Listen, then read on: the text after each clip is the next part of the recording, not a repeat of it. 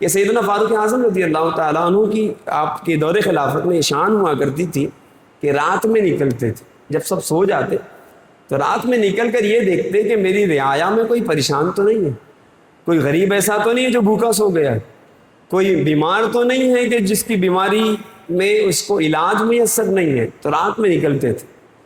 رات میں نکلے، معلوم کیا تو کسی نے بتایا کہ ایک گھر ہے، وہ بہت زیادہ غریبوں کا گھر ہے، شوہر کا انتقال ہو چکا، ایک ماں ہے، اس کی بچیاں، اور بہت زیادہ ان کی حالت غربت والی ہے۔ سیدنا فاروق اعظم رضی اللہ تعالیٰ عنہ نے نشاندہی کر لی اور اس دروازے پر پہنچے، دروازے پہ جا کے دستک دی تو اندر سے آواز آئی، کون ہے؟ کہا کہ عمر بن خطاب۔ سوال ہوا کیسے آنا ہوا؟ تو پوچھتے ہیں کہ سنا ہے کہ آپ کے شوہر کا انتقال ہو چکا ہے، میں آپ کی گھر کی ضروریات کے حوالے سے آپ کی خدمت کرنے کے لیے حاضر ہوا۔ اندر سے آواز آئی کہ اے عمر بن خطاب، ہمیں آپ کی کوئی حاجت نہیں، ہمیں آپ کی کوئی ضرورت نہیں۔ تو سیدنا فاروق اعظم کہتے ہیں لیکن میں نے تو سنا ہے کہ تمہارے گھر میں آپ ہو، آپ کی بچیاں ہیں، شوہر کا انتقال ہو چکا اور حالت بڑی غربت والی ہے، مفلوق الحال ہے۔ تو کہتے ہیں اگرچہ ہماری حالت اچھی نہیں ہے لیکن جس خدمت کو کرنے آپ آئے ہیں یہ خدمت کوئی ہے جو کر جاتا ہے، کوئی کرتا ہے یہ ساری خدمتیں جسے کرنے آپ آئے ہیں۔ تو سیدنا فاروق اعظم نے کہا کہ جب وہی خدمتیں وہ بھی کرتا ہے تو آج مجھے موقع دے دو، میں کر لیتا ہوں۔ تو اندر سے آواز آئی کہ اے عمر، آپ کہہ رہے ہیں کہ وہ خدمت آپ کریں گے، وہ آنے والا جو آتا ہے نا، آج تک اس نے اپنا نام ہی نہیں بتایا ہے، اور آپ ہیں کہ پہلی دفعہ دریافت کرنے پر آپ نے کہا میں عمر بن خطاب ہوں۔ وہ آنے والا آتا ہے اور وہ ساری خدمتیں کر جاتا ہے لیکن آج تک اس نے نام نہیں بتایا۔ سیدنا فاروق اعظم کو تجسس ہوا کہ یہ ہے کون، معلوم کریں کون ہو سکتا ہے۔ اچھا، یہ اور بات ہے کہ سیدنا فاروق اعظم کے اپنے دور خلافت، دور حکومت میں یہ سارا سلسلہ تھا، لیکن اس طرح کی سخاوتیں، خبرگیریاں وہ پہلے بھی کرتے تھے۔ اب ظاہر کی بات ہے صدیق اکبر حیات ہے تو ان کے دور میں بھی سیدنا فاروق اعظم یہ خدمتیں کرتے تھے، اور بعد میں تو جو شان تھی وہ انشاءاللہ آپ دوران بیان سنیں گے۔ اب اگلی رات سیدنا فاروق اعظم کسی جھاڑی کی آڑ میں چھپ کر منتظر رہے کہ دیکھیں وہ کون آتا ہے۔ معلوم کر لیا تو پتہ چلا کہ رات کے کسی حصے میں وہ شخصیت تشریف لاتی۔ سیدنا فاروق اعظم چھپ کر ملاحظہ کر رہے ہیں دیکھیں آتا کون ہے۔ تو دیکھا کہ تھوڑی دیر گزری اور اس کے بعد رات کے اندھیرے میں کسی کا چہرہ نمودار ہوا تو دیکھا کہ ابو بکر آ رہے ہیں۔ تو سوچا کہ کہاں جائیں گے، ابو بکر آ رہے ہیں، آتا دیکھا، اور پھر دیکھا، ملاحظہ یہ کیا کہ حضرت ابو بکر نے چپل بھی نہیں پہنی ہوئی، ننگے پیر ہیں۔ اچھا، کہاں کچھ نہیں، دیکھے تو صحیح ہے جاتے کہاں ہیں۔ سیدنا صدیق اکبر آگے بڑھ کے فاروق اعظم خاموشی کے ساتھ چھپ کر پیچھے پیچھے چلتے رہے کہ دیکھیں ابو بکر جاتے کہاں ہیں۔ سیدنا فاروق اعظم نے ملاحظہ کیا کہ ابو بکر اسی دروازے پر پہنچے جس دروازے پہ سیدنا فاروق اعظم گئے تھے اور خدمت کرنے کا سوال کیا تھا کہ میں تمہاری خدمت کرنا چاہتا ہوں۔ منتظر رہے۔ صدیق اکبر رضی اللہ تعالیٰ عنہ اس گھر میں تشریف لے جاتے، مال و اسباب، کھانے پینے اور دیگر اس طرح کی چیزیں وہاں پر پیش کرتے، یہ سلسلہ آپ کا ہوا کرتا تھا۔ تو سیدنا صدیق اکبر ان تمام کاموں کو سے فارغ ہوئے، اور جب لوٹنے لگے تو سیدنا فاروق اعظم رضی اللہ تعالیٰ عنہ جو چھپے ہوئے تھے اس جھاڑیوں سے باہر نکل کر آئے اور کہا ابو بکر کہاں تشریف لے جاتے ہیں؟ تو کہا کہ یہ فلاں فلاں مکان ہے، وہاں جانا ہوتا ہے، اور آج تم نے دیکھ لیا ہے تو میں اظہار کر رہا ہوں۔ کہا کب سے؟ تو مطلب جو بھی گفتگو ہوئی اس کا ماحصل یہ کہ عرصے دراز سے صدیق اکبر یہ خدمت کر رہے تھے۔ تو سیدنا فاروق اعظم رضی اللہ تعالیٰ عنہ نے یہ پوچھا کہ ابو بکر یہ ننگے پیر ہیں آپ، اس کی کیا وجہ ہے؟ آپ کو خوف نہیں ہوتا کہ کوئی کانٹا چبھ جائے یا کوئی اذیت پہنچانے والی شے آپ کو اذیت پہنچا دے؟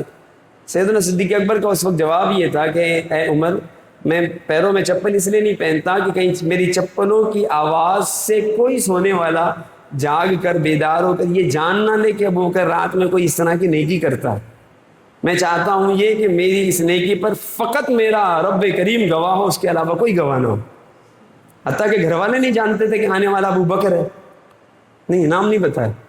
اس وقت سیدنا فاروق اعظم رضی اللہ تعالیٰ عنہ نے کہا کہ اے ابو بکر ہم تجھ سے بڑھ نہیں سکتے۔ اور پھر اپنی پوری حیات طیبہ میں فاروق اعظم نے کئی مرتبہ یہ باتیں کہی ہیں کہ سیدنا ابو بکر رضی اللہ تعالیٰ عنہ کو خطاب کر کے کہ اے ابو بکر تو نے امور سلطنت کو ہمارے جیسوں کے لیے مشکل کر دیا، یعنی تو نے ایک معیار ایسا دے دیا سلطنت کرنے کا کہ ایک سلطان ایک حاکم کیسے ہوا کرتا تھا، تو نے ایک انداز ایسا دے دیا کہ ہم جیسوں کے لیے مشکل ہو گئی کہ ہر بعد میں آنے والے کو عوام اسی انداز میں دیکھے گی کہ ابو بکر تو یہ کچھ کرتے تھے، یہ اتنا نہیں کرتے، تو ہمارے لیے تو نے مشکل کھڑی کر دی۔ یہ سیدنا فاروق اعظم رضی اللہ تعالی عنہ کی محبتیں تھیں جس کا آپ اظہار کیا کرتے تھے، اور وہ سیدنا صدیق اکبر رضی اللہ تعالیٰ عنہ کی شان تھی جس کا آپ نے سماعت کیا کہ اللہ تبارک و تعالیٰ کی بارگاہ میں ان کا مقام و مرتبہ اور دین اسلام کے لیے ان کی پیش کی جانے والی قربانی ہے۔ اللہ کریم ہمیں ان نفوس قدسیہ کی سخاوتوں اور ان کی تقوی پرہیزگاری کا صدقہ نصیب فرمائے۔ نبی پاک صلی اللہ علیہ وآلہ وسلم کے تربیت شدہ ہیں سیدنا فاروق اعظم رضی اللہ تعالیٰ عنہ، سرکار نے ان کی تربیت فرمائی۔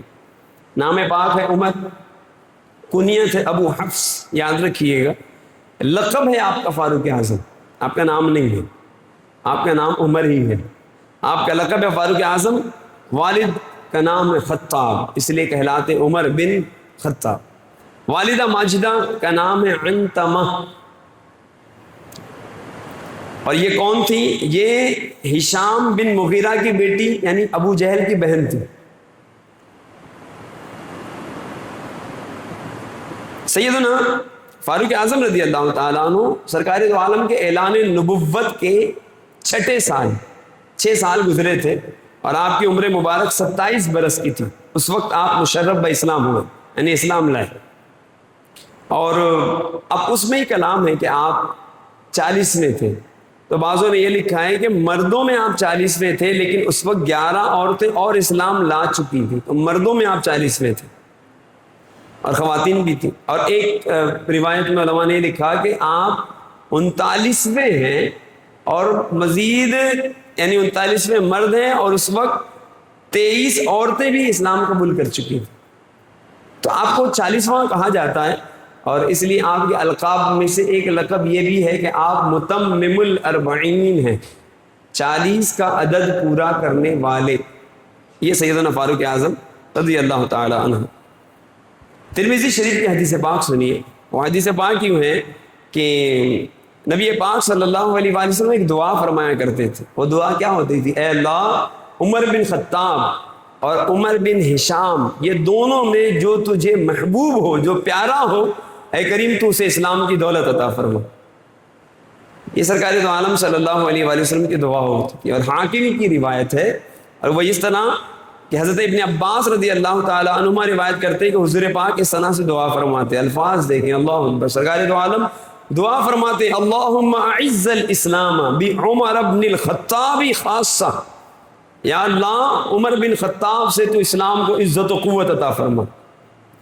اس لیے سیدنا عمر بن خطاب کو مراد رسول کہتے ہیں کہ آپ رسول کی مراد ہیں۔ نبی پاک نے چاہا تھا کہ عمر اسلام لائیں، اور اسلام کو سیدنا عمر بن خطاب کی کوششوں سے عزت و مقام اور وقار و مرتبہ حاصل، تو نبی پاک صلی اللہ علیہ وآلہ وسلم کی دعا ان کے حق میں قبول ہو۔ اور کیوں نہ ہوتی یہ رسول پاک کی دعا؟ وہ دعا کون سی؟ اعلیٰ حضرت عظیم البرکت کہتے ہیں نا، اجابت کا صحرا عنایت کا جوڑا، دلہن بن کے نکلی دعائے محمد، اور اجابت نے جھک کر گلے سے لگایا، بڑی ناز سے جب دعائے محمد۔ تو سرکار دو عالم کی دعا کی قبولیت ہے سیدنا فاروق اعظم رضی اللہ تعالی عنہ۔ اب آپ کے اسلام لانے کا واقعہ بڑا ایمان افروز بیان کیا جاتا ہے۔ دن بدن مسلمانوں کی تعداد بڑھ رہی تھی، اور اس بڑھتی ہوئی تعداد کو دیکھ کر ہوا یوں کہ ایک روز جو کفار مکہ تھے وہ سب جمع ہوئے، اور جمع ہو کر فیصلہ کیا کیا کہ محمد عربی کو قتل کر دیا جائے، سرکار دو عالم صلی اللہ علیہ وآلہ وسلم کو قتل کر دیا جائے، اور ایک مجمع میں اعلان کیا کہ کون ہے وہ بہادر کہ جو محمد عربی کو قتل کرتے۔ اب یہ جب اعلان ہوا تو پورا مجمع خاموش، سیدنا فاروق اعظم رضی اللہ تعالیٰ عنہ نے اپنے عزم کا اظہار کیا کہ میں انہیں قتل کروں گا. سرکار دو عالم کو قتل کرنے کا ارادہ ظاہر کیا فاروق اعظم نے. تو لوگوں نے کہا کہ ہاں عمر یہ کام تم ہی کر سکتے ہو. سیدنا فاروق اعظم کا جلال مشہور تھا اور آپ کی شان تھی, آپ کا وقار تھا. تو لوگوں نے کہا عمر ہاں یہ کام تم ہی کر سکتے ہو. سیدنا عمر اٹھے, ہاتھوں میں تلوار لی اور تلوار لٹکائے چلے. تو راوی بیان کرتے ہیں کہ اسی خیال میں جا رہے تھے کہ قبیلہ زہرا کی ایک شخصیت جن کا نام ہے حضرت نعیم بن عبداللہ, بتایا جاتا ہے کہ وہ ملے راستے میں اور انہوں نے پوچھا عمر کہاں چلے, کہاں جا رہے ہو؟ کہا کہ محمد عربی کو قتل کرنے جا رہا ہوں. سرکار دو عالم صلی اللہ علیہ وآلہ وسلم سے متعلق کہتے ہیں کہ قتل کرنے جا رہا ہوں. سیدنا نعیم نے کہا کہ اس قتل کے بعد جو بنی ہاشم ہیں اور بنی زہرا ہیں وہ تمہارے ساتھ کیا کریں گے تم کو معلوم ہے؟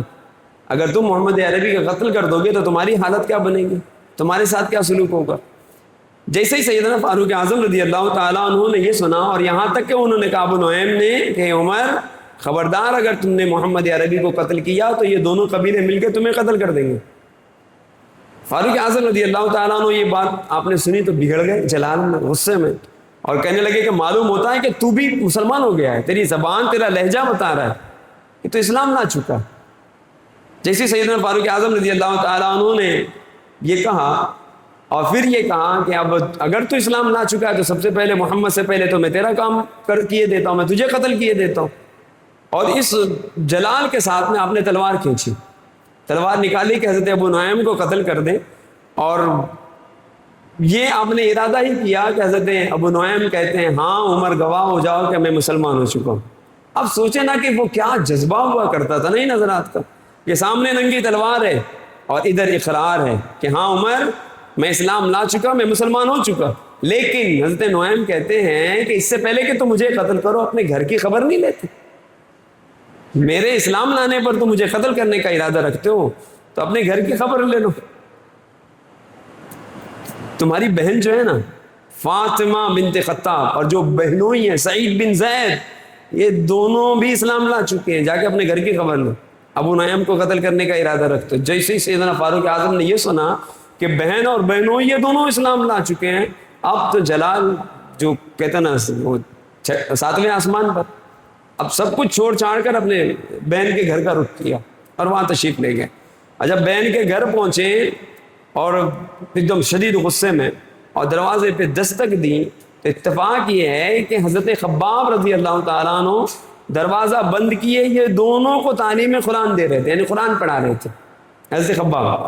جیسے ہی انہوں نے دستک دی اندر سے, بہن نے پوچھا کون, کہا کہ عمر. بات سنی تو حضرت خباب رضی اللہ تعالیٰ عنہ گھبرا گئے کہ ہونا کوئی ایسا نہ ہو کہ عمر کا جلال اور میں ان کی زد میں آ جاؤں. تو حضرت خباب رضی اللہ تعالیٰ عنہ چھپ گئے. سیدنا عمر بن خطاب اندر داخل ہوئے اور پوچھا کہ وہ آواز کس کی تھی؟ میں باہر کسی کی آواز سن رہا تھا, وہ آواز کس کی تھی؟ تو آپ کے بہنوئی جو تھے انہوں نے ٹالا اور سوچا کہ نہ بتائیں, کوئی واضح جواب نہ دیا. تو کہنے لگے کہ مجھے معلوم ہوا ہے کہ تم لوگ اپنے باپ دادا کا دین چھوڑ چکے ہو, تم نے ان کے دین سے انحراف کر دیا, ان کا دین چھوڑ دیا, دوسرا دین اختیار کر لیا ہے. تو بہنوئی نے کہا ہاں ہم نے اپنے باپ دادا کا باطل مذہب چھوڑ دیا ہے, ہم نے اسلام قبول کر لیا. اتنا کہنا تھا کہ سیدنا عمر بن خطاب رضی اللہ تعالیٰ عنہ نے جو یہ سنا تو انہیں مارنا شروع کر دیا, اور ایسا مارا کہ راوی بیان کر تو لہولہان کر دیا. اور پھر جب آپ کی اپنی بہن فاطمہ بنت خطاب یہ رات بیچ میں آئیں تو بہن پر بھی انہوں نے حملہ کر دیا, انہیں بھی مارنا شروع کیا, اور شدت سے مار کر ایسا مارا کہ وہ خون سے تربتر ہو گئی. لیکن تھی بھی تو سیدنا عمر کی بہن نا, جب عمر کی شجاعت تھی تو ہمشیرہ بھی عمر کی ہیں, اور وہ بہادری کے وہ کہنے لگی کہ عمر تم ہم کو اس وجہ سے مار رہے ہو نا, کیا مسلمان ہو چکے ہیں؟ اے عمر کان کھول کر سن لو, اگر تم ہمیں اتنا مارو, ایسے مارو کہ ہمارے جسم سے خون کا ایک ایک قطرہ بھی جدا ہو جائے, پھر بھی ہمارے دل سے تم اسلام کو نہیں نکال سکتے, ایمان کو نہیں نکال سکتے. اللہ اکبر, یہ شان ہے. اور پھر برجستہ وہ کہتی ہیں کہ اے عمر تم بھی گواہ ہو جاؤ کہ ہم کلمہ پڑھتی ہیں اشہد ان لا الہ الا اللہ وحدہ لا شریک لہ واشہد ان محمدا عبدہ ورسولہ. انہوں نے کلمہ شہادت پڑھا اور نبی پاک صلی اللہ علیہ وآلہ وسلم سے اپنی محبت کا اظہار کیا, اور پھر کہتی ہیں تجھے جو کرنا ہے تو کر لے, اب جب یہ حالت دیکھی سیدنا عمر بن خطاب نے اپنی بہن کی کہ خون سے وہ تربتر ہے، تھوڑا سا دل نرم پڑا، اور پھر پوچھتے ہیں کہ اچھا یہ بتاؤ کہ وہ کون سی کتاب تھی جو تم پڑھ رہے تھے، مجھے وہ کتاب لاؤ۔ تو بہن کہتی ہے کہ عمر تم اس کتاب کو ہاتھ بھی نہیں لگا سکتے، اس سے ہاتھ لگانے کے لیے بے پاک ہونا ضروری ہے۔ سیدنا عمر بن خطاب نے جب پھر اصرار کیا، آپ نے فرمایا کہ ہم اس حالت میں آپ کو نہیں دے سکتے، یہاں تک کہ سیدنا عمر بن خطاب رضی اللہ تعالیٰ عنہ نے غسل کیا کہ دیکھوں یہ پڑھ کیا رہے تھے۔ آپ نے غسل کیا اور پھر اصرار کیا تو سیدنا عمر بن خطاب رضی اللہ تعالیٰ عنہ کو قرآن کریم دیا گیا۔ جب آپ نے قرآن کریم کو ہاتھ میں لیا تو تلاوت پڑھنا شروع کیا۔ وہ تو عربی خان لوگ تھے نا، عربی جانتے تھے، پڑھنا شروع کیا۔ قرآن کریم کی یہ آیت پڑھی، اننی انا اللہ لا الہ الا انا فاعبدنی واقم الصلاۃ لذکری۔ اس آیت کریمہ تک پہنچے، دل کی کیفیت تبدیل ہو گئی، کیفیت دل تبدیل ہوئی۔ سیدنا فاروق اعظم رضی اللہ تعالیٰ عنہ کہتے ہیں کہ مجھے محمد عربی کی خدمت میں لے چلو، سرکار کے پاس لے چلو۔ جس وقت حضرت خباب رضی اللہ تعالیٰ عنہ یہ بات سنی تو آپ باہر نکل آئے، گھر سے باہر نکلے، اندر چھپے ہوئے تھے، وہ باہر نکلے اور کہا، اے عمر میں تم کو خوشخبری دیتا ہوں کہ کل ہی جمعرات کی شب میں رسول پاک نے تمہارے اسلام لانے کی دعا مانگی تھی اور آج اللہ نے تمہارے دل کو تبدیل کر دیا۔ حضرت خباب چونکہ سرکار کی بارگاہ میں حاضر ہوا کرتے تھے، عرض کرتے ہیں کہ اے عمر کل ہی سرکار دو عالم نے تمہارے اسلام لانے کی دعا کی تھی، اللہ اکبر، اور تمہارے لیے خوشخبری ہو کہ سرکار دو عالم کی دعا تمہارے حق میں قبول ہو گئی۔ اب رسول پاک صلی اللہ علیہ وآلہ وسلم اس وقت موجود کہاں تھے؟ اللہ کریم آپ کو مکۃ المکرمہ کی مقدس گلیوں کی اور وہاں کی در و دیوار کی، وہاں کی پہاڑیوں کی زیارت عطا فرمائے۔ سرکار دو عالم کوہ صفا، جہاں صفا و مروہ ہے، تو کوہ صفا کے قریب میں گھر تھا حضرت ارقم کا رضی اللہ تعالیٰ عنہ، سرکار دو عالم ان کے گھر میں تشریف فرما تھا۔ حضرت خباب سیدنا فاروق اعظم رضی اللہ تعالیٰ عنہ کو لے کر سرکار دو عالم کی خدمت میں حاضری کے لیے چلے۔ اس وقت حضرت ارقم کے دروازے پر دو شخصیات موجود تھی، حضرت سیدنا حمزہ اور سیدنا طلحہ رضی اللہ تعالیٰ عنہما۔ یہ بڑے عظیم صحابہ، یہ دونوں حضرات وہاں پہ موجود تھے، اور کس لیے؟ چونکہ اس وقت اسلام اتنا عام تو نہیں ہوا تھا، تو یہ دونوں موجود ہی اس لیے تھے تاکہ سرکار دو عالم کی حفاظت کریں اور نگرانی کریں۔ تو یہ دونوں حضرات نگرانی کے لیے بیٹھے ہوئے تھے۔ حضرت حمزہ رضی اللہ تعالیٰ عنہ نے جب دیکھا کہ عمر آ رہے، سوچئے کہ سیدنا حمزہ بھی اسد اللہ ہے نا، سرکار نے جنہیں فرمایا کہ اسد اللہ و اسد الرسول، اللہ اس کے رسول کے شیر۔ سیدنا حمزہ رضی اللہ تعالیٰ عنہ کہتے ہیں عمر کو آتے ہوئے دیکھ کر کہ اگر اللہ تبارک و تعالیٰ کو ان کی بھلائی منظور ہے تب تو یہ میرے ہاتھ سے بچیں گے، اور اگر ان کی نیت مختلف ہے تو آج یہ بچ کے جانے والے نہیں۔ ایسا نہیں ہے کہ اگر یہ بری نیت لے کر آ رہے ہیں تو مجھ حمزہ کے ہوتے ہوئے اپنی خواہش پوری کر لیں گے، ایسا نہیں ہوگا۔ یہ سیدنا حمزہ ہیں رضی اللہ تعالیٰ عنہ۔ اور پھر کہتے ہیں کہ آج تو ان کا قتل بہت آسان ہے، تنہا آ رہے ہیں نا، تو حمزہ کافی ہے۔ اللہ، یہ حمزہ کون ہے؟ نبی پاک صلی اللہ علیہ وآلہ وسلم کے چچا ہیں، لیکن عقیدت و محبت تو دیکھیں سرکار دو عالم سے ان کی عقیدت، کہ یہ عقیدت و محبت کا اظہار کیا۔ اسی درمیان نبی پاک صلی اللہ علیہ وآلہ وسلم پر وحی نازل ہو چکی تھی، اشارے مل چکے تھے کہ عمر آ رہے ہیں، اور ان کے دل میں اسلام کی محبت پیدا ہو چکی۔ تو نبی پاک صلی اللہ علیہ وآلہ وسلم اپنے مکان سے باہر تشریف لائے، اور اس میں راوی بیان کرتے اس وقت جو سرکار دو عالم کی کیفیت، سرکار بہت خوش تھے۔ اور پھر نبی پاک صلی اللہ علیہ وآلہ وسلم اپنے مکان سے باہر تشریف لائے اور سیدنا فاروق اعظم کا دامن پکڑا، ان کی تلوار کو پکڑا اور فرمایا، اے عمر، کیا یہ فساد تم اس وقت تک برپا کرتے رہو گے جو فساد تم برپا کرتے ہو جب تک کہ تم پر ذلت و رسوائی مسلط نہ ہو جائے؟ یہ سنتے ہی سیدنا فاروق اعظم نے کہا، اشہد ان لا الہ الا اللہ وانک عبد اللہ ورسولہ، میں گواہی دیتا ہوں کہ اللہ کے سوا کوئی معبود نہیں اور آپ اللہ کے بندے اور اس کے رسول ہیں۔ اللہ اکبر۔ جیسے ہی آپ نے یہ کلمات کہے، اس وقت صحابہ جو موجود تھے اتنے خوش ہوئے کہ زوردار انداز میں نعرے تکبیر کی صدا بلند ہوئی، اور باضابطہ مسجد اس کے اطراف میں حضرت زید بن ارقم کے گھر کے اطراف کے لوگوں نے بھی سنا کہ کہیں سے نعرے تکبیر کی آواز آ رہی ہے۔ تو یہ جو صدا بلند ہوئی تھی، یہ صدا اس لیے بلند ہوئی تھی کہ لوگوں کو اتنی خوشی حاصل ہوئی کہ آج عمر اسلام لے آئے۔ تو یہ سیدنا عمر بن خطاب رضی اللہ تعالیٰ عنہ کی اسلام آوری کا واقعہ ہے۔ اچھا، اب آپ کو لفظ جو فاروق کہا جاتا ہے اس کی وجہ کیا ہے؟ فاروق کہتے ہیں فرق کرنے والا، فارق حق و باطل امام الہدا تیغ مسلول شدت پہ لاکھ و سلام. تو سیدنا فاروق اعظم رضی اللہ تعالیٰ عنہ فرماتے ہیں، خود کہتے ہیں، جب میں کلمہ شہادت پڑھ کر مسلمان ہو گیا تو میرے اسلام قبول کرنے کی خوشی میں اس وقت جتنے مسلمان حضرت زید بن ارقم کے گھر میں موجود تھے، چونکہ سب نے نعرہ لگایا تھا اور اس نعرے کو مکے کے سب لوگوں نے سن لیا تھا، تو کہتے میں نے رسول پاک صلی اللہ علیہ وآلہ وسلم سے عرض کیا کہ یا رسول اللہ کیا ہم حق پر نہیں ہیں؟ اور بار بار تکرار کے ساتھ. تو نبی پاک نے فرمایا کہ عمر کیوں نہیں، ہم حق پر ہیں، بے شک ہم حق پر ہیں. عرض کی یا رسول اللہ پھر یہ پوشیدگی کیوں، یہ پردہ کیوں، یہ چھپ کر تبلیغ کیوں، ہم اعلانیہ تبلیغ کیوں نہیں کرتے اگر ہم حق پر ہیں تو سیدنا فاروق اعظم رضی اللہ تعالیٰ عنہ کی اس خواہش پر نبی پاک صلی اللہ علیہ وآلہ وسلم راضی ہوئے. اور پھر سیدنا عمر بن خطاب بیان کرتے کہ میں اور سیدنا حمزہ رضی اللہ تعالیٰ عنہ، یہ تمام حضرات تو موجود تھے نا، سب صفے بنا کر پھر سیدنا زید بن ارقم کے گھر سے نکلے اور پھر مسجد حرام میں داخل ہوئے. کہتے ہیں کہ کفار قریش نے دیکھا، مجھے دیکھا اور سیدنا حمزہ رضی اللہ تعالیٰ عنہ کو دیکھا تو انہیں بے انتہا ملال ہوا کہ سیدنا فاروق اعظم بھی اسلام لا چکے. سیدنا حمزہ رضی اللہ تعالیٰ عنہ کو دیکھا. اس روز نبی پاک صلی اللہ علیہ وآلہ وسلم نے جب حضرت سیدنا فاروق اعظم کی یہ شجاعت دیکھی، یہ بہادری دیکھی، یہ بے خوفی دیکھی، تو اس وقت نبی پاک نے فرمایا اے عمر تو فاروق ہے، فاروق تو فرق کر دینے والا ہے کہ تیرے اسلام قبول کرنے کے بعد باطل میں اور حق میں فرق واضح ہو گیا، تب سے آپ فاروق کہلائے، فرق کرنے والے.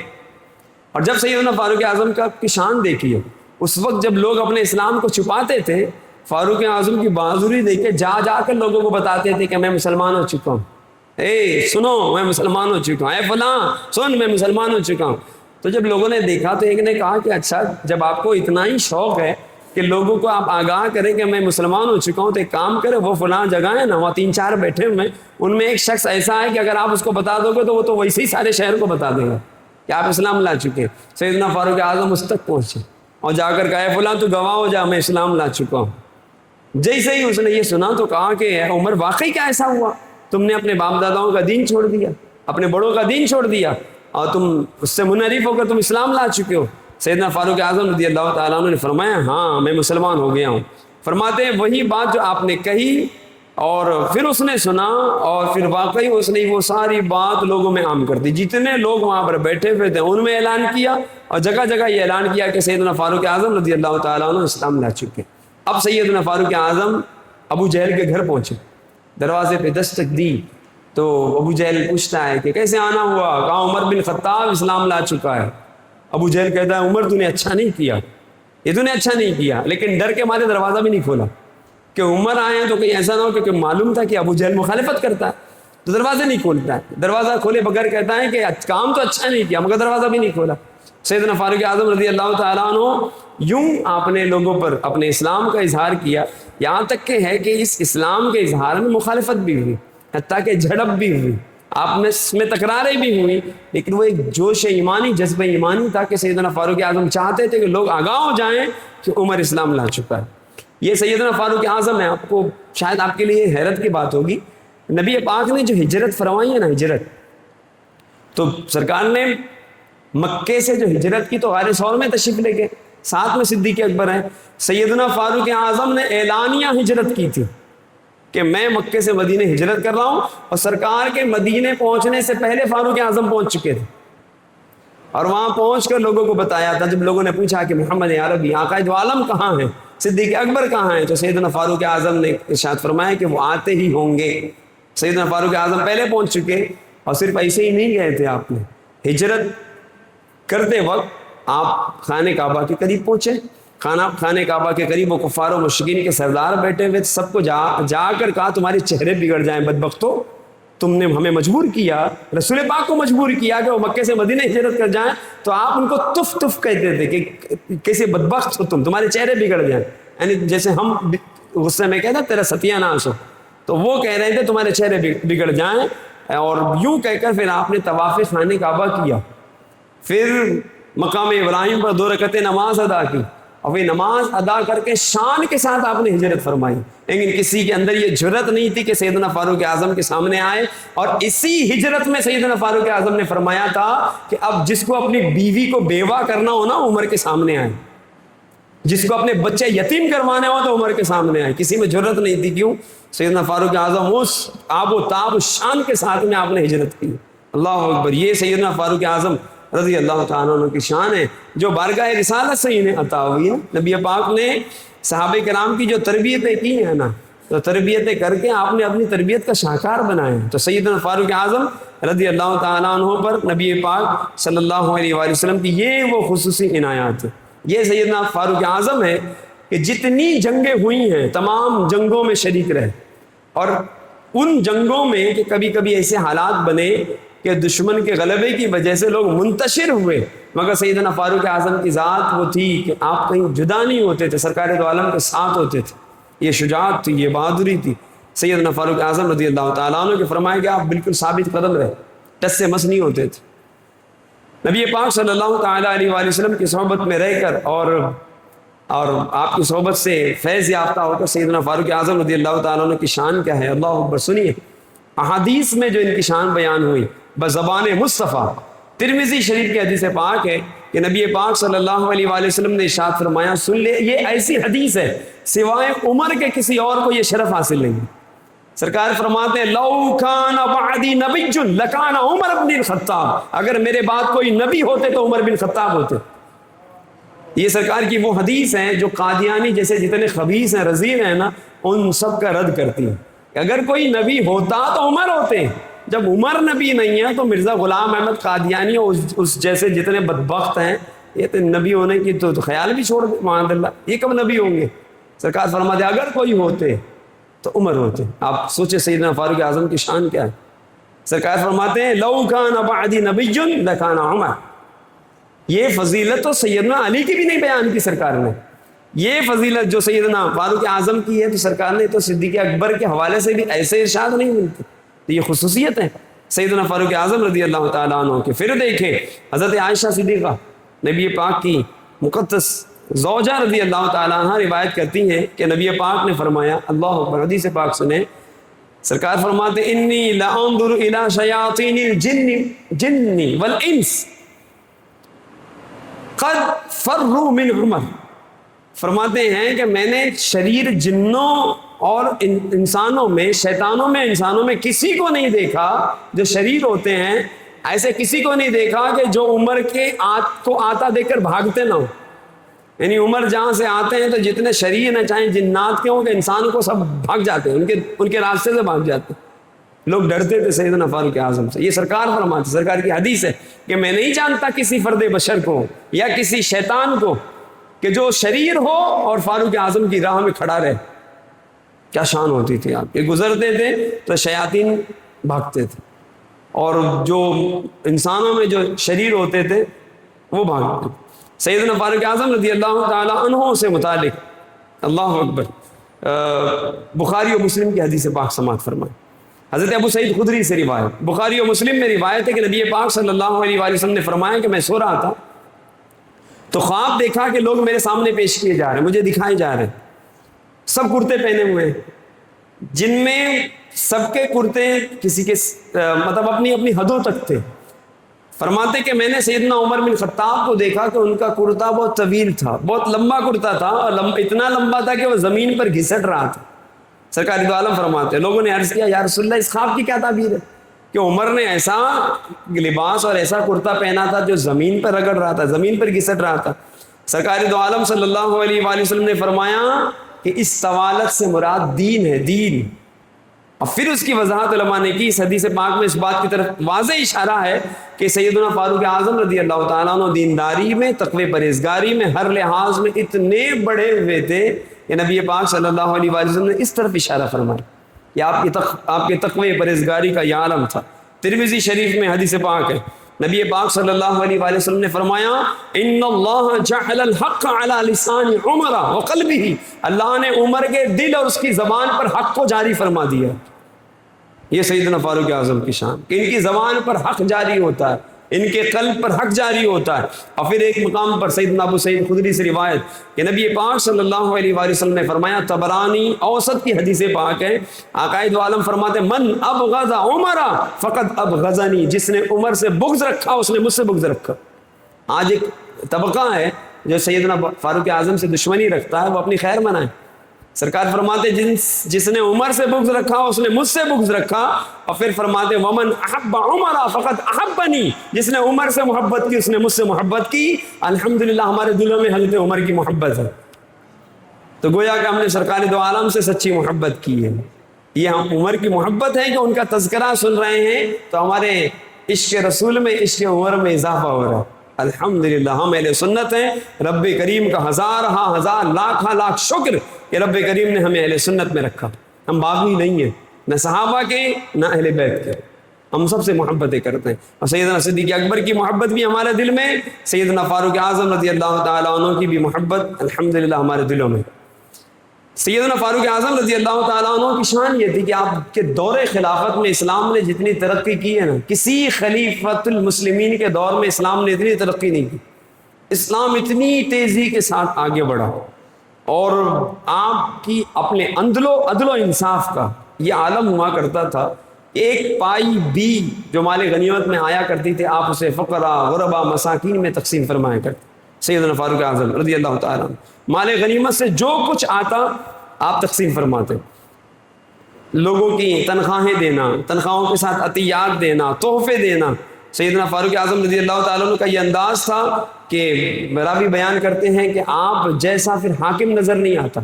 یہ شان تھی سیدنا فاروق اعظم رضی اللہ عنہ کی. اور یہ فاروق اعظم کی سیرت ہی تو ہے کہ آج تک غیر مسلم بھی جو ہے نا، غیر مسلموں کے جو بڑے بڑے اسکالر کہلاتے ہیں وہ بھی کہتے ہیں کہ اگر کسی پولیٹیشین کو پڑھنا ہے نا جس نے سیاست کی ہے تو کوئی ابو بکر اور عمر کو پڑھے. ان کی سیاست کو دیکھو گے تو تمہارے لیے سیکھنے کو بہت کچھ ہے.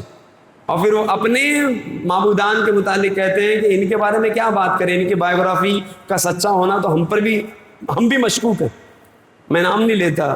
وہ غیر مسلم اپنے خداؤں کے بارے میں کہتا ہے کہ مجھے ان کے معاملے میں تو شک ہے، لیکن ابو بکر و عمر کی بایوگرافی تو بالکل موجود ہے. یہ وہ لوگ ہیں، یعنی وہ ان سے اتنا انسپائرڈ ہے، اتنا انفلوئنسڈ ہے وہ سیدنا فاروق اعظم. آج جو اقوام متحدہ ہے نا، اقوام متحدہ، یہ اور بات ہے کہ اقوام متحدہ خود اپنے اصولوں پر نہیں چل رہی، لیکن اس کے جو اصول بنائے گئے ہیں جب اس کا مطالعہ کیا جاتا ہے تو سیدنا عمر کے انداز حکومت کا 80% کاپی ہے. جو اقوام متحدہ کے اصول ہے کاپی کیا ان لوگوں نے.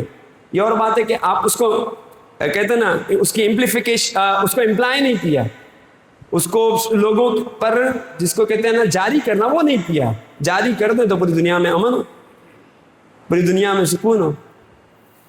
یہ سیدنا فاروق اعظم. پھر یہ فاروق اعظم ہی کی شان ہوا کرتی تھی. فرمایا گیا ایک دو نہیں، قرآن کی کتنی ہی آیتیں ہیں ان کا نزول ہی اس طور پر ہوا تھا کہ فاروق اعظم کی جو رائے ہوتی تھی نا جبریل امین وہی لے کے نازل ہوا کرتے تھے. سرکار کی بارگاہ میں حاضر ہو کر عمر بن خطاب جو رائے دیتے تھے نا، یہاں وہ رائے دیتے، وہاں جبریل امین وہی لے کر آتے اور کہتے کہ یا رسول اللہ جو عمر کہہ رہے ہیں نا اسی کے متعلق اور مطابق اللہ نے حکم نازل فرمائے. یہ سیدنا فاروق اعظم رضی اللہ تعالیٰ عنہ کی شان. کئی معاملات میں چاہے وہ حجاب سے متعلق آیات ہوں یا بہت ساری آیات، ان میں فرمایا گیا ایک دو نہیں، قرآن کریم میں کم و بیش 21 باتوں میں 21 معاملات میں قرآن کریم نے حضرت عمر کی رائے کی موافقت کی ہے کہ عمر نے جو کہا ہے اللہ کا فیصلہ بھی اسی کے مطابق ہوا ہے. سیدنا فاروق اعظم کی شان دیکھ. اس لیے ہم کہتے ہیں نا کہ کسی بھی صحابی سے متعلق جب ہم ان کی سیرتوں کا مطالعہ کریں گے تب اندازہ ہوگا کہ ان کی شان کیا تھی، فضائل ان کے کیا تھے، مقام ان کا کیا تھا. یوں ہی تو لوگ حضرت فاروق اعظم کو خلیفہ ثانی نہیں مانتے نا. ان کی شان بلند، ان کی شان عرفہ والا. نبی پاک صلی اللہ تعالیٰ علیہ وآلہ وسلم کی بارگاہوں میں ان کی حاضریاں ہوتی اور کئی ایسے مواقع آئے ہیں کہ کفار و مشرکین کہ اسلام سے متعلق جو بھی وہ کلام کرتے اس پر جو سیدنا فاروق اعظم کی رائے ہوتی ہے نا سرکار اب یوں کیا جائے، ایسے کیا جائے، ایسے کیا جائے، تو آپ کی موافقت کرتے ہوئے قرآن کریم کی آیتوں کا نزول ہوتا. اللہ یہ سیدنا فاروق اعظم ہے رضی اللہ عنہ کہ آپ کے پاس نبی پاک کی حیات طیبہ میں ایک منافق تھا اس کا کسی یہودی سے کچھ مال اور جائیداد کا جھگڑا تھا اور اس معاملے میں کنفلکشن تھی. تو اس منافق نے کیا کہا اس یہودی کو کہ چلو تمہارا ایک عالم ہے، یہودی عالم ہے، اس کے پاس چلتے ہیں، اس سے فیصلہ کروا لیتے کہ کون حق پر ہے، یہ جائیداد کس کی ہے، میری ہے کہ تمہاری ہے. تو وہ یہودی کہتا ہے کہ فلاں کے پاس میں نہیں جاؤں گا. کیوں؟ وہ رشوت کھاتا ہے، سود کھاتا ہے، سود. تو کہا کہ مجھے نہیں بھروسہ ہے کہ وہ فیصلہ درست کرے گا. تو منافق کہتا ہے پھر کس کے پاس چلنا چاہیے؟ تو وہ کہتا ہے کہ آپ اپنے نبی کے پاس لے کے چلو. منافق ہوتا ہے، بظاہر مسلمان لیکن اندر سے جس کے دل میں اسلام نہ ہو وہ منافق ہوا کرتا ہے. سرکار دو عالم کے پاس نہیں لے کے جا رہا ہے، کہہ رہا ہے کہ تم اپنے یہودی عالم کے پاس لے کے چلو. جب اس نے کہا کہ میں اس کے پاس نہیں جاتا کیونکہ مجھے اپنے خود کے عالم پر شک ہے، پھر کہا کس کے پاس چلنا چاہیے؟ کہا محمد عربی کے پاس. نبی پاک صلی اللہ علیہ وآلہ وسلم کی بارگاہ میں دونوں نے حاضری دی. سرکار دو عالم نے معاملے کو سنا اور یہودی کے حق میں فیصلہ کر دیا. جب یہودی کے حق میں فیصلہ ہوا، باہر نکل کے منافق کہتا ہے کہ مجھے نبی پاک کا فیصلہ منظور نہیں ہے. منافق کہتا ہے مجھے محمد عربی کا فیصلہ منظور نہیں ہے. تو پھر یہودی کہتا ہے اب کس سے فیصلہ کرواؤ گے؟ کہا عمر فیصلہ کریں. اور یہ منافق نے یہ سن رکھا تھا کہ سیدنا عمر جو ہے نا وہ دشمنان اسلام پر، اعداء اسلام پر بہت زیادہ سخت ہیں، بہت شدید ہیں، بہت سخت فیصلہ کر دیں گے. اس کو ایسا لگا کہ ہو سکتا ہے کہ عمر میرے حق میں فیصلہ کر دیں. کہا کہ چلو عمر کے پاس چلتے ہیں. سیدنا فاروق اعظم رضی اللہ تعالیٰ عنہ کے پاس پہنچے اور کہا کہ ایسا مسئلہ ہے. منافق نے مسئلہ بیان کیا. اس سے پہلے کہ سیدنا فاروق اعظم رضی اللہ تعالیٰ عنہ ابھی کچھ کلام کرتے کہ اتنے میں وہ یہودی کہتا ہے کہ عمر آپ اس بات سے آگاہ رہیے گا کہ اس معاملے کا فیصلہ آپ کے نبی میرے حق میں کر چکے. سیدنا فاروق اعظم نے اس منافق کے چہرے کی طرف دیکھا، وہ خاموش بیٹھا رہا، یعنی اس نے اعتراض نہیں کیا. سیدنا فاروق اعظم نے کہا ٹھہرو. اندر تشریف لے گئے، بالکل برہنہ تلوار لے کر آئے اور ایک بار میں اس کا سر جسم سے جدا کر دیا، گردن اڑا دی اس کی، منافق کی. اور کہا کہ جس کو میرے نبی کا فیصلہ منظور نہ ہونا تو اس کا فیصلہ عمر کی تلوار ہی کرتی ہے. اس کی گردن اڑا دی.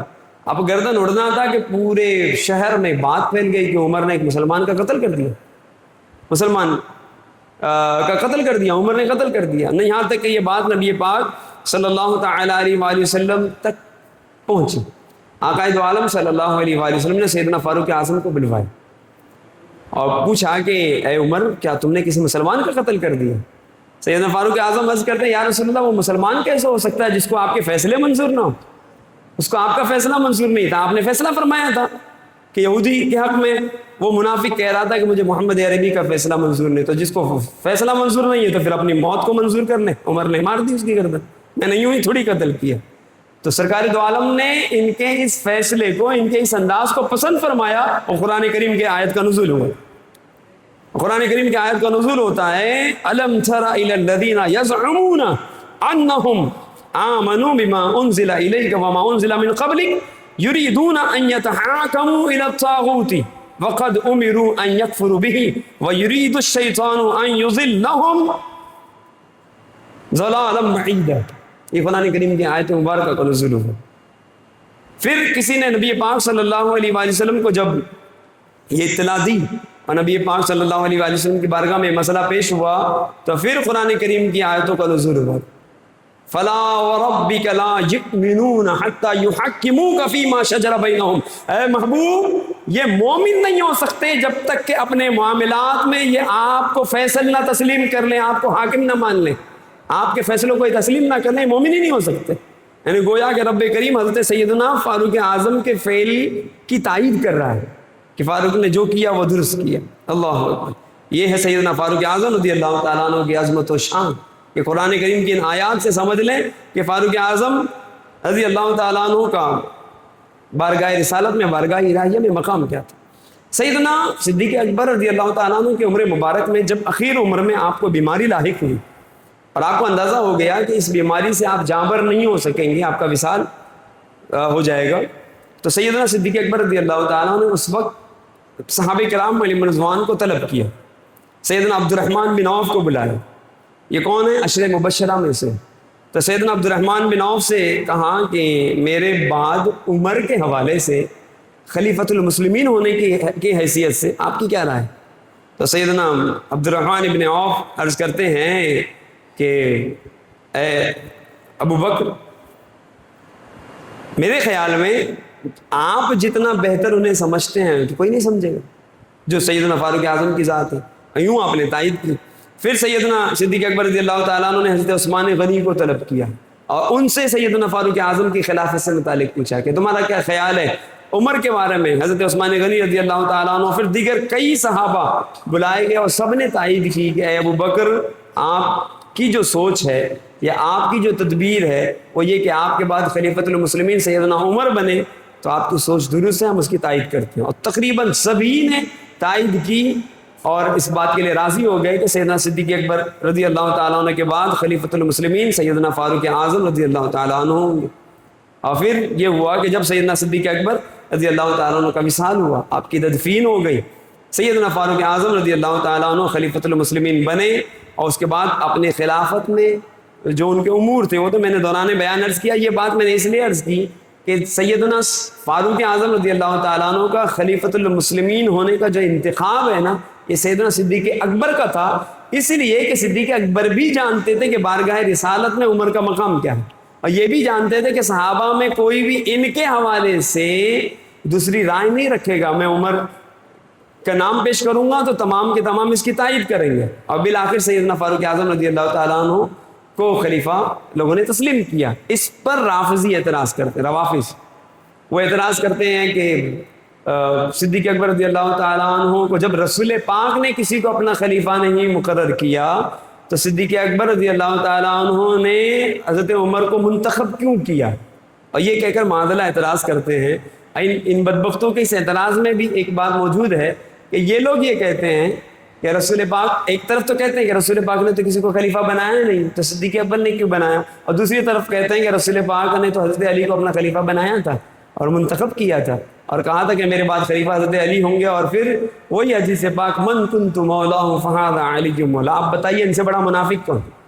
ایک طرف اعتراض صدیق اکبر پر اور دوسری طرف سے اپنے ہاں ایک راستہ کھول کے رکھا ہوا ہے کہ حضرت علی سے متعلق تو نبی کریم صلی اللہ علیہ وآلہ وسلم نے فرمایا تھا۔ ایسا نہیں ہے، صدیق اکبر رضی اللہ تعالیٰ عنہ کا جو انتخاب تھا وہ عین منشاء الہیہ، منشاء محبوب اور منشاء صحابہ کے مطابق تھا کہ سیدنا فاروق اعظم رضی اللہ تعالیٰ عنہ کو آپ نے خلیفۃ المسلمین کے طور پر پیش کیا، اور پھر لوگوں نے دیکھا کہ سیدنا فاروق اعظم کے دور میں اسلام نے جو وقار پایا، جو اسلام کو وسعت ملی، تو فرمایا گیا کہ روئے زمین کا 1/3 حصہ وہ تھا جہاں پہ سیدنا فاروق اعظم کا رعب و دبدبہ تھا۔ اللہ اکبر، سادگی کا یہ عالم، عاجزی کا یہ عالم کہ کوئی بیرون ملک سے آتا تو سیدنا فاروق اعظم کو پہچاننا مشکل ہوتا تھا کہ یہ امیر المومنین ہے۔ سادگیوں کا یہ عالم تھا، اللہ اکبر۔ یہ سیدنا فاروق اعظم رضی اللہ تعالیٰ عنہ ہیں کہ راتوں میں اٹھ کر لوگوں کی خبر گیریاں کرنا، لوگوں کے دروازوں پر جانا۔ بہت مشہور و معروف واقعہ بیان کروں، میں بہت ساری باتیں میرے ذہن میں، وقت مکمل ہوا چاہتا ہے، ایک واقعہ بیان کرتا ہوں۔ سیدنا فاروق اعظم رضی اللہ تعالیٰ رات کے اندھیرے میں گزر رہے تھے، ایک گھر میں ایک ماں اور بیٹی دونوں گفتگو کر رہے تھے، اور ماں کہتی ہے، بیٹی نے شاید وہ دودھ ابال رہی تھی یا دودھ تیار کر رہی تھی، اگلے دن دودھ کو فروخت کرنا تھا یا کچھ اس طرح کے معاملات ہیں، تو ماں کہہ رہی تھی بیٹا ذرا دودھ میں پانی ملا دے۔ تو بیٹی کہتی ہے کہ امی جان آپ کو نہیں معلوم خلیفۃ المسلمین نے اعلان کیا ہے کہ نہیں دودھ میں پانی نہ ملایا جائے۔ تو ماں کہتی ہے بیٹا اس وقت کون سا خلیفہ ہماری باتیں سن رہا ہے، کہاں تیرے دودھ میں پانی ملانے کو خلیفۃ المسلمین دیکھ رہے ہیں۔ بیٹی کہتی ہے امی خلیفۃ المسلمین نہیں دیکھ رہے، اللہ تو دیکھ رہے ہیں نا، میں دودھ میں کیسے پانی ملا دوں۔ سیدنا فاروق اعظم نے یہ سب کچھ سنا، تشریف لے گئے، اور جانے کے بعد صبح ہوئی تو اپنے غلام کو بھیجا جا کر معلوم کرے وہ گھر کس کا ہے۔ تو اس نے آ کر بتایا کہ وہ گھر ایسے کا ہے کہ جس کے شوہر انتقال کر چکے ہیں، وہ بیٹی ہے اور نکاح کے قابل ہو چکی ہے، لیکن غربت کی وجہ سے کوئی انہیں رشتہ نہیں دیتا۔ سیدنا فاروق اعظم رضی اللہ عنہ نے اپنے شہزادوں کو بلایا اور فرمایا کہ تم میں کوئی ہے جو اس بچی سے نکاح کا خواہش مند ہو، وہ تیار ہو۔ تو سیدنا عاصم کا ذکر آتا ہے، وہ آگے بڑھے اور انہوں نے اپنی خواہش کا اظہار کیا۔ سیدنا فاروق اعظم رضی اللہ تعالیٰ عنہ نے اس بچی کے جس کے اندر کا تقوی، پرہیزگاری، اس کا خوف خدا، اس کی نیکی، اس کی صالحیت کو فاروق اعظم ملاحظہ کر چکے تھے، سیدنا فاروق اعظم رضی اللہ تعالیٰ عنہ نے اپنے بیٹے کا اس سے نکاح کیا۔ اور پھر آپ کو پتہ ہے یہ جو نکاح ہوا نا، اسی نسل میں وہ بزرگ تشریف لائے جو اسلام کے پہلے مجدد ہیں، جنہیں سیدنا عمر بن عبدالعزیز کہا جاتا۔ یہ جنہیں عمر ثانی کہا جاتا ہے، دوسرے عمر، سیدنا عمر بن عبدالعزیز اسی نسل سے، انہی کی، بس ایک دو پیڑھی کا فرق ہے۔ سیدنا عمر بن عبدالعزیز رضی اللہ تعالیٰ عنہ وہ ہیں کہ اگر بیان کیا جائے تو ایک خاصا وقت چاہیے، لیکن یہ وہی ہیں جن کی خلافت کو دیکھ کر سیدنا فاروق اعظم کی خلافت کی یاد تازہ ہوا کرتی تھی، سیدنا عمر بن عبدالعزیز۔ تو یہ ہے سیدنا فاروق اعظم رضی اللہ تعالیٰ عنہ کا انداز خلافت۔ اللہ اکبر، کیا انداز! یوں راتوں میں اٹھ کر تلاش کرنا، ڈھونڈنا، یہ اخلاص ہوتا تھا نا ان بزرگوں کا، کہ دن میں لوگ اپنے معاملات چھپا لیتے ہیں، پردوں کا لحاظ ہوتا ہے، دن میں چونکہ روشنی ہوتی تو پردے پڑے ہوتے ہیں، گھر میں کیا بیت رہی ہے، حالات کس کے کیا ہیں پتہ نہیں چلتا، تو راتوں میں اٹھ کر جانا، لوگوں کی خبر گیری کرنا، یہاں تک کہ آپ ایک گھر کے قریب سے گزرے تو دیکھا کہ گھر سے دھواں نکل رہا ہے، تو کہا رات کا یہ وقت اور دھواں نکل رہا ہے، تو دروازے پہ دستک دی، تو پوچھا کہ یہ کیا ہے؟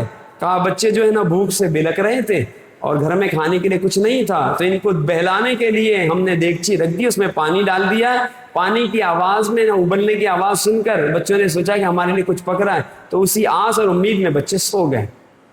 کہا اچھا گھر میں کھانے کے لیے کچھ نہیں؟ کہا کچھ بھی نہیں ہے۔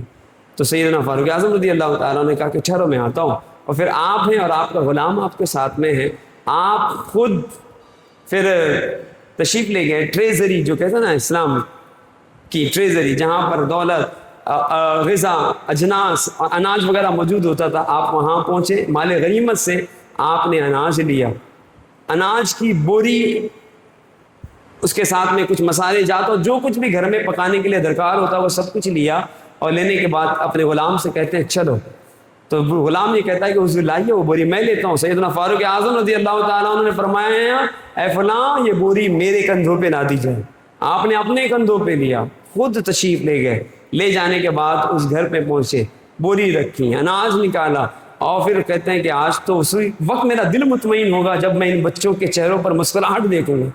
آپ نے خود ہی کھانا پکانا شروع کیا، اور چاول نکالے، دیگچی پہ رکھا، برتن میں کھانا پکنا شروع ہوا، یہاں تک کہ راوی بیان کرتے سیدنا فاروق اعظم امیر المومنین خلیفۃ المسلمین کی یہ شان تھی کہ آگ بجھنے پر آتی تو عمر اپنی پھونکوں سے اس آگ کو جلایا کرتے، اس کی راکھ اڑ کر سیدنا فاروق اعظم کی ریش مبارک میں آتی تھی۔ یہ شان تھی ہمارے خلفاء کی۔ اللہ اکبر، کھانا پکایا گیا، کھانا پک کر تیار ہوا، سیدنا فاروق اعظم نے اپنے ہاتھوں سے ان بچوں کو بیدار کر کے کھانے کھلائے۔ جب وہ کھانے کھا کر وہ بچے خوش ہو گئے، ان کے چہروں پر مسکراہٹ دیکھی، سیدنا فاروق اعظم رضی اللہ عنہ بہت خوش ہوئے، اور پھر ان کی والدہ سے اجازت چاہی کہ اب میں رخصت چاہتا ہوں، تو جو اس کی والدہ تھی وہ کہنے لگی کہ کیسے کیسے لوگ ہیں، کیسی خیر خواہیاں لوگ ہیں، اللہ تجھے سلامت رکھے، اور کاش کہ عمر بن خطاب کو بڑا امیر المومنین بنا پھرتا ہے، اس کو بھی ذرا ہوش ہوتا تو ہماری خبر گیری کرتا کہ ہم پر کیا حالات بیت رہے۔ سیدنا فاروق اعظم رضی اللہ تعالیٰ عنہ نے سب کچھ سنا، کچھ نہیں، اور پھر جب رخصت کی اجازت چاہی جانے لگے تو وہ خاتون پوچھتی اچھا اے جانے والے، اے ہم پر احسان کرنے والے، ہماری خیر خواہی کرنے والے، ہمارے لیے رات کے اس حصے میں بھلائی کے کام کرنے والے، جاتے جاتے یہ بتا تو جا کہ تو ہے کون؟ کہا ابھی آپ جسے برا کہہ رہی تھے نا وہ اتفاق سے وہ عمر نہیں ہے۔ اللہ، وہ کہتی ہے میری معذرت قبول فرمائے، مجھے پتہ نہیں تھا آپ ہی عمر ہیں، لیکن پھر اس نے دعاؤں سے نوازا۔ یہ سیدنا فاروق اعظم کی شان ہے، اور یہی وہ واقعات ہے کہ آج تک یہ جو سیاست دان ہیں سیدنا عمر بن خطاب سے متاثر ہیں۔ یہ اور بات ہے کہ ان بدبختوں کو کاش کہ ہدایت ملے، اور حضرت کی جو تقوی، پرہیزگاری، خیر خواہی اور لوگوں کی بھلائی کا جو جذبہ حضرت سیدنا فاروق اعظم کے قلب میں تھا اس کا ایک ذرہ مل جائے نا تو ان کے بیڑے پار ہو جائیں۔ جو آج کرپشن اور پوری دنیا میں جو افراتفری مچا کے رکھی گئی، اپنے ملک میں ریاستوں کو بیچا ہوا ہے اور عوام کی کوئی خبر نہیں ہے، اور جو کچھ عام ہے وہ سب کے سامنے ہے۔ اللہ کریم انہیں ہدایت عطا فرمائے۔ ہم یہاں موجود ہیں، ہمیں چاہیے کہ سیدنا فاروق اعظم رضی اللہ تعالیٰ عنہ کی یہ جو سیرت طیبہ ہم نے سنی ہے نا، کاش کہ ہم اس سے سبق لیں۔ یہ سیدنا فاروق اعظم ہے کہ اتنی خلافت کے امور کے باوجود بھی فاروق اعظم وہ ہیں کہ جن کی تہجد نہ چھوٹے، جن کی نمازوں کی پابندیاں، جن کے تقوی، پرہیزگاری کا یہ عالم تھا کہ صحابہ کرام علیہ رضوان میں آپ بالکل یگانہ تھے۔ سیدنا صدیق اکبر کے بعد آپ ہی جانے جاتے تھے تقوی، پرہیزگاری اور ہر معاملے میں۔ تو ہم سیدنا فاروق اعظم کا ذکر خیر سن رہے ہیں، ہم سب بھی کوشش کریں اور دعا کریں رب کریم کی بارگاہ میں کہ اللہ کریم ہمیں سیدنا فاروق اعظم کے تقوی کا صدقہ عطا فرمائے، وہ تو طویل سجدے کرتے تھے، اللہ کریم ہمیں نماز پنج وقتہ کی توفیق عطا فرمائے۔ وہ تو عدل و انصاف کے ایسے پیکر تھے کہ آج تک ان کی مثالیں نہیں ملتی۔ اللہ کریم ہمیں عدل و انصاف گھروں میں، اپنے نوکروں میں، اپنے پڑوسیوں میں، اپنے رشتہ داروں میں قائم کرنے کی توفیق عطا فرمائے۔ ان باتوں سے سیکھیں، نمازوں کی پابندی کریں۔ اللہ کریم ہمیں نماز نوافل کی بھی توفیق عطا فرمائے۔ گھروں میں انصاف کا ماحول قائم کریں، اور اپنے ذریعے اگر کسی غریب، کسی مسکین کا بھلا ہو سکتا ہو تو ضرور کیجئے گا۔ کبھی یہ نہ خیال فرمائیں کہ کرنے سے کم ہو جائے گا۔ یاد رکھیے گا، جو چاہتا ہے کہ اس کے مال میں اضافہ ہو، جو چاہتا ہے کہ مال میں کمی نہ ہو، جو چاہتا ہے کہ رب کریم اسے بہت نوازے، وہ رب کی مخلوق کو نوازنا شروع کر دے۔ رب کریم کی بارگاہ سے اتنا دیا جائے گا کہ شمار کرنا مشکل ہوگا، شمار کرنا ناممکن ہوگا۔ رب کریم ایسا نوازنے والا ہے۔ اللہ کریم سیدنا فاروق اعظم کی سخاوت کا، ان کی تقوی پرہیزگاری کا ہمیں صدقہ نصیب فرمائیں۔ آمین بجاہ خاتم النبیین وما علینا الا البلاغ المبین۔